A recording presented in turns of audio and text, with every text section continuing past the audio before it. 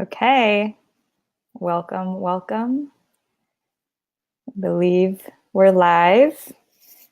Jonas, are you there? Cool. Yep. Yeah. Freezing for me. Yep, it's working, but it's freezing a bit. Yeah. It looks like it's okay now. Can you hear me? Can you see me? Yep, I can hear you and see you. Let's go Okay. with it. Okay. Cool. So, welcome to our weekly Facebook Live. My name is Sina, and this is Jonas. So we're just going to dive right in. We wanted to take some time to open it up to be a bit more of a general discussion around ceremonial cacao.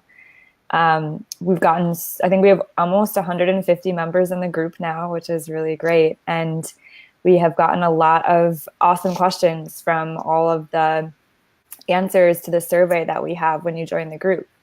So we wanted to take some time to have it be a little more maybe interactive, or just go through kind of the biggest questions that people have. So without further ado, I think starting with one of the main questions I see is what are the origins? Where does the cacao come from? How is it produced? How is it harvested? All of that. Awesome. Great question. That's like heart and center of what we do at Firefly, is having really close connections to our farmers and the communities where the cacao comes from.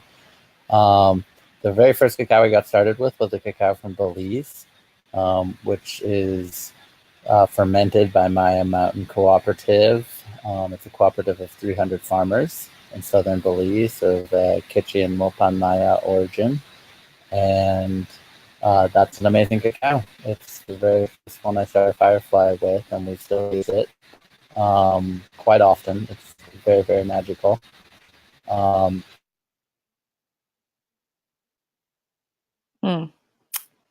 Looks like there's some sort of internet situation with Jonas. I will add that the Belize is, I think, one of, if not the most popular origin that we have right now. It's called Boundless Belize on the website, and it's associated with feelings of expansiveness and it's uplifting, and it really helps with the visionary state. So if you have any creative projects, Belize is a really special one for that. So I'll jump into the next ones as we're waiting for Jonas to pop back on. So then we have Tanzania is another origin, and Jonas actually just visited that site. And this is something really core, like Jonas said, to the vision for this company, is that he makes a point to visit and have direct relationships with the farmers and the cooperative communities that we source our cacao from. So he just visited Tanzania. I think he's popping back on now. Okay, hi. Test. You're here. Are you there? Yes. Can you hear me? Sorry about this, everybody. I'm not sure where she went. I think I'm stuck. So thriving Tanzania comes from the Coco Kamili group of farmers, which is actually a really large project. It's about 700 farms working across each about like half an acre to 2 acres on average size. So really small family farms, and really just like vibrant culture, lots of laughter in the community. I was really impressed with what I saw in Tanzania, and especially the way that they treat the cacao post-harvest. Beyond that, we're actually about to introduce the cacao from Guatemala, which we'll be calling Glowing Guatemala. We're awaiting packaging for it, which should get here in a week or maybe 2. So keep your eyes open. We're about to share a brand new cacao with you, which is really amazing. It gets carried across a hanging bridge far up in the foothills of Guatemala. It's from a village of cacao growers. It's about 120 families. who grow cacao, 10 of whom are organic certified, and those are the ones that we buy from. And their village in the 1980s used to be a cacao like owned by a single owner, but then during the Guatemalan Revolution, uh, the cacao farms, the ownership was actually handed over to the families who were working it. Cool. Beautiful. Let me just see Can you hear me? what we can do here about. Uh-oh. Oh, so he's not About seeing this me. video. Interesting. Ah. Okay. Maybe he's rejoining. Jonas? Hey, here we are. Hey. Okay. I was there the whole. Or did you drop off? I'm not. I think sure. you were freezing, and I was there when you were just sharing about Tanzania. I was. Oh, cool. So you heard about Tanzania. Yeah. Oh, good. Okay, so maybe my screen was just frozen. That's great. Yeah. And then did you hear about Guatemala too? Yes. Okay, awesome. Yes. Perfect. So I was just going to summarize then to say that all of our origins, we're buying from really small family farms. We're not getting this from a big plantation anywhere. It's all a few acres here, half an acre there. So it takes hundreds of family farms, and we're actually just doing a social impact report right now to really sort through all the numbers and see how many farmers do we actually source from. Because it's going to be like 800 or 900 farmers, and even more than that. Over 1,000 farmers contributing their cacao to Firefly. Wow. You really know there's some wealth distribution at work, and that this is going straight into the hands of people who really need it and who get to work with cacao as their livelihood on a day-to-day basis. Right. And I was saying earlier too, I think, well, you might have been frozen, that you make it a point to visit directly. There's so much that I see when I go to Origin that, you know, isn't there in like the little 1 or 2 paragraph blurb that you'll get about a cacao origin. And not only do I visit, but I also talk extensively with the people who run the cooperative and who help me import the cacao to learn basically everything I can about the origin.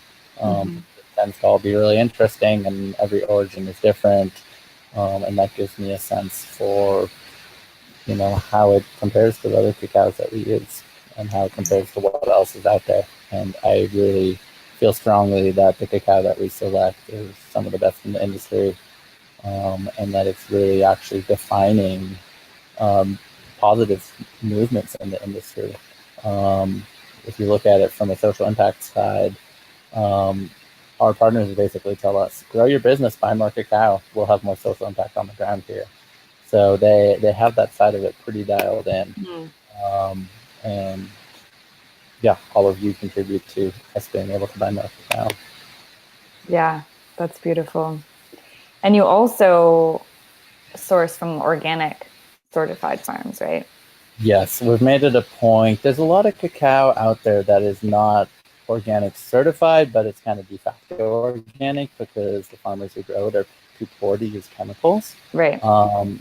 We, though, have made it a point to get organic cacao.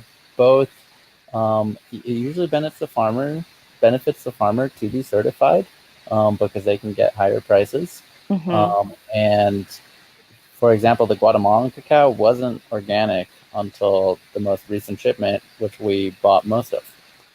And we were really pushing the people who were bringing the cacao into the country that, and they know that about us, that we only buy organic cacao. So it's actually helping nudge them to getting more of their farmer certified, because they're actually in a really cool position where they can get, you know, even 100 cacao farmers certified organic in one fell swoop. They bring a certifying agency down there and they get all the paperwork in line, and all of a sudden all the small farmers, you know, who really have access to so little, can get the formal organic certification. And while there's a lot to do beyond organic, I've seen in my travels that organic cacao always gets treated better.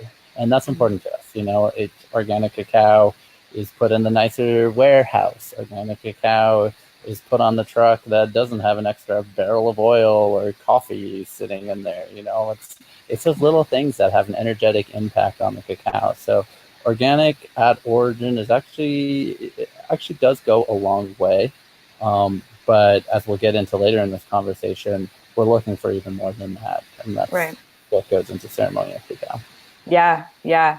I love that. I think it's such a beautiful example of the impact that we're able to have just by holding ourselves and the work that we do to really high standards. And then that trickles down to the rest of the chain. So it's really powerful.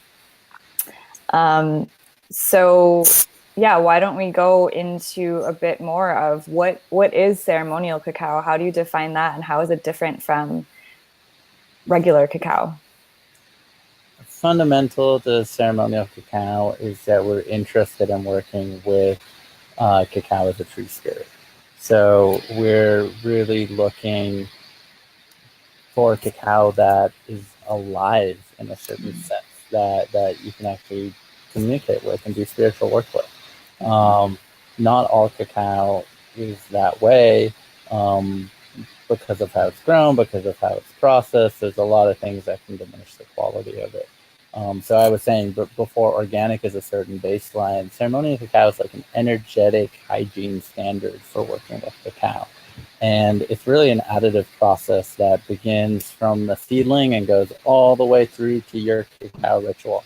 And the more pieces are in place, the better the ceremonial cacao is going to be, the more powerful and deep the ceremony is going to be, the more, significant the healing is going to be through working with this cacao.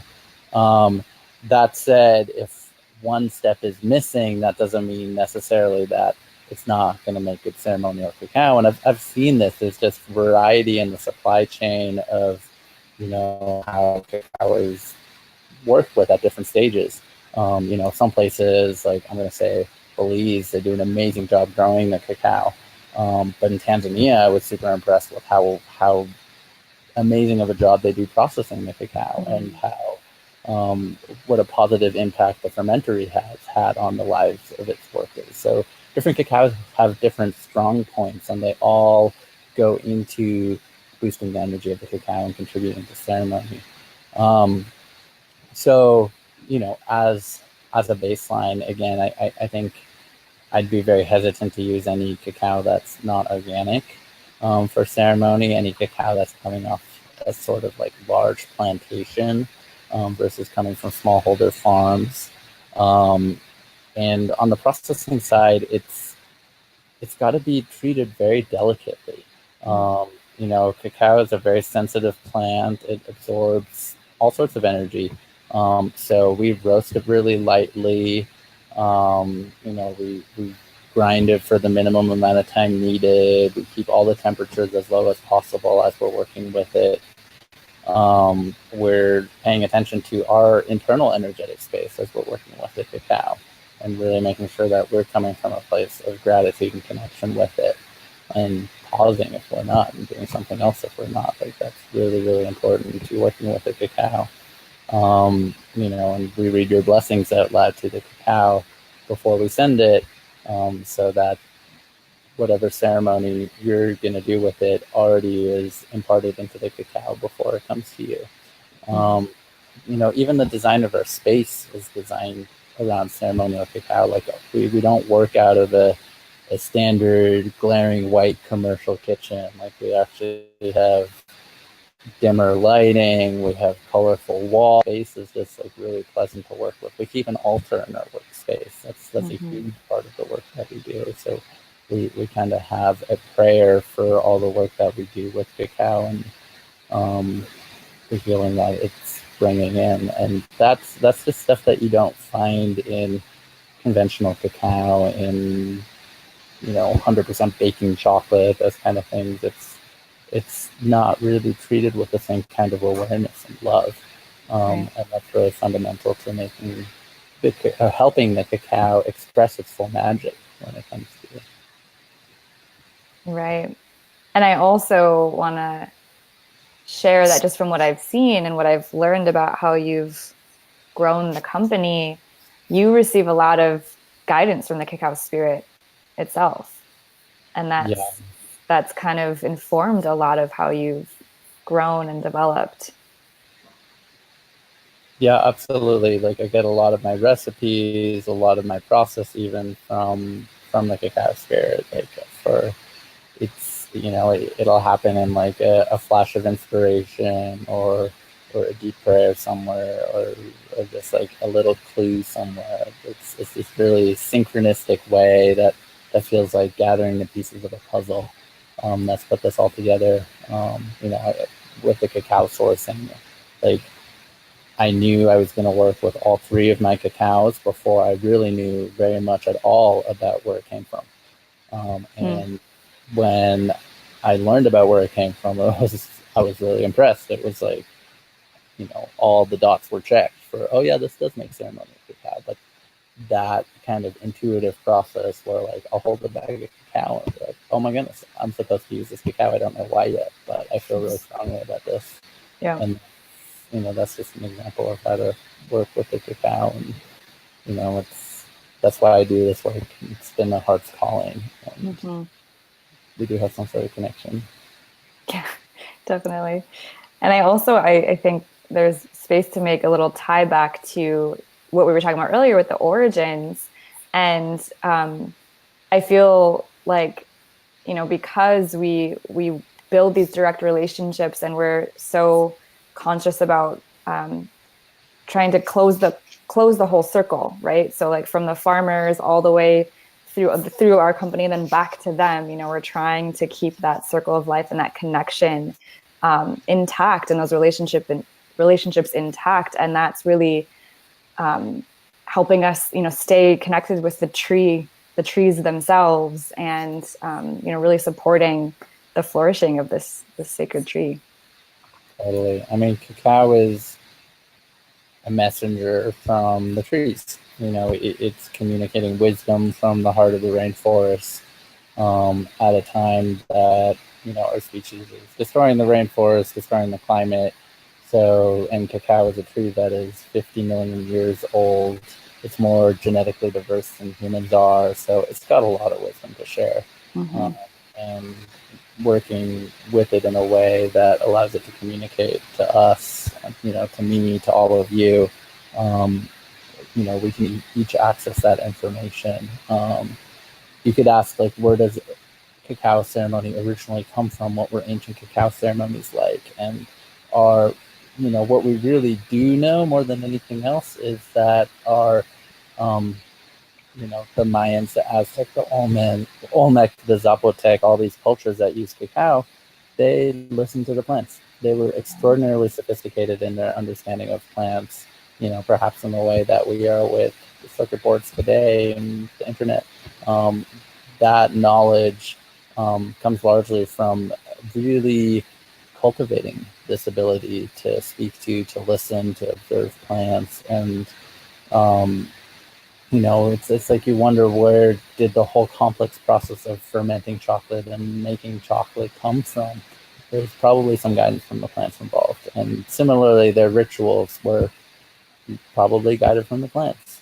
And in that way, I feel like cacao ritual and ceremony is being rediscovered at this time by everybody using it. Because that information stays within the plants. It's kind of like information can be stored in seeds or in bloodlines. Right. The information can come through the plant. Yeah. So before we there's more there that I want to get to, but I also just want to open it up to the people watching, that if you have any questions that you want to ask, please pop them into the comments, and we'll make sure to get to them. Um, so yeah, another kind of follow-on question that's often asked is, how can I work with cacao as a plant medicine? Great. I, fundamentally approach it with curiosity, approach it as a friend, approach it as, somebody you can talk to, somebody you can share anything with. A really good way to start working with a plant is to, prepare your cup of cacao. Um, and before your first sip, you can introduce yourself. Like, hi, this is my name. Here's what's going on for me today. Mhm. Very grateful to work with you. You're totally welcome in my body. Like I'm so excited to receive you. That welcoming piece can be really important. And then I'd like to learn about you. Like, what can you teach me about you today? I'm really curious about this aspect of you. Please guide me. These are all like really simple phrases you could use um, Mm-hmm. to begin an inquiry with cacao as a plant medicine. And you can go very, very deep. You know, sometimes I'll like get an insight and I'll be like, oh, that's interesting. And I ask, please take me deeper. Like I'd like to go deeper. Thank you. I'd like to go deeper. And like, especially if I'm like tracking something internally where I'm trying to gain some insight, and I kind of get to one layer and I want to peel off another layer and another layer, because often that's how it works. There's a lot of layers to it. So it's a Mm-hmm. very, it's, you kind of leave a question and you may not get an answer immediately, but you might be surprised at how fast, in terms of hours and days, it does come back to you. Mm-hmm. So it's a very like non-linear work. It's something Right. that I think is really important to emphasize. Yeah, it's a lot about connecting to your and listening to your intuition. And I really like how you shared that, because it sounds like it's about developing a relationship. Like it's like as if it is another spirit, this is another being, another essence. And how can you develop a deeper connection with that, with this plant, this tree? Um, I also was thinking about, I think it was one of your friends that said this, basically that cacao, as when you're working with it as like intentionally as a medicine, it knows what you need. Yes. And yeah, can you say more about that? Yeah. Cacao will kind of go to your heart and give you what you need, basically. Um, so, sometimes you might ask the cacao for one thing and it'll give you something else, because, plant spirits are kind of funny and they do have a mind of their own. Um, Cacao is unlike a lot of other plant spirits where it won't override you. It won't like take you on a journey. It's a very consenting plant. But if you're like, hey, help me stay up all night, and you're like totally exhausted, it's not really going to help you do that, because it's so much more than a stimulant. It'll actually probably help you fall asleep, because that's what you really need. So you can kind of see it as having your higher interest in mind. Yeah. Sometimes people are like, hey, I had the cacao and I didn't feel anything. And, it's still working through you. Mm-hmm. Sometimes it can take a while to tune into and get used to the subtle ways in which cacao communicates. Right. It's definitely nowhere like near as overt as coffee or something like that. Mm-hmm. Um, and being very clean yourself in terms of the diet that you're eating, in terms of not having had other stimulants for like at least 24 hours beforehand, not taking any medications concurrently, that all helps with your ability to pick up on the messaging from cacao. Mm-hmm. Yeah, and there's also this piece with when you look at, plants as a medicine, there's this multidimensionality that they have. And it can, you can go in so many different directions. And it's really, for me, it's there's a piece around intelligence. It's like if you can remember that this tree is 50 million years old and more complex genetically than humans, it's like this tree's like knows way more than I do in this moment. It has so much more access. And so there's this piece of trusting the intelligence, that it's giving you what you need, or that it is happening on, a multidimensional level. Like you said, can be more subtle, or it can be, very noticeable, but it'll always be different usually too. Yeah, you absolutely have to believe in it, that for it to collaborate and want to work with you. I mean, you can take a really high dose of cacao and not believe in it, and maybe you'll be Right. converted or something. Also, be like, oh my goodness, cacao, I get it. Like I've seen that happen too. Yeah. But it definitely helps to have that trust and collaboration.